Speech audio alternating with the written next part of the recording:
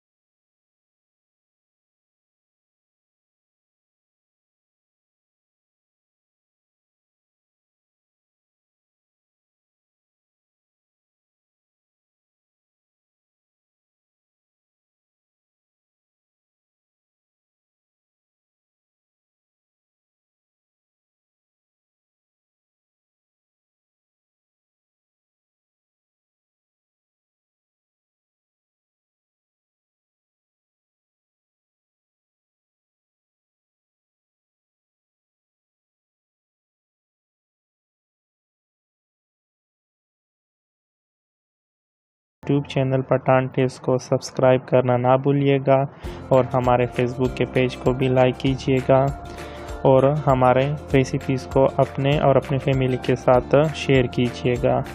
अल्लाह हाफ़िज़।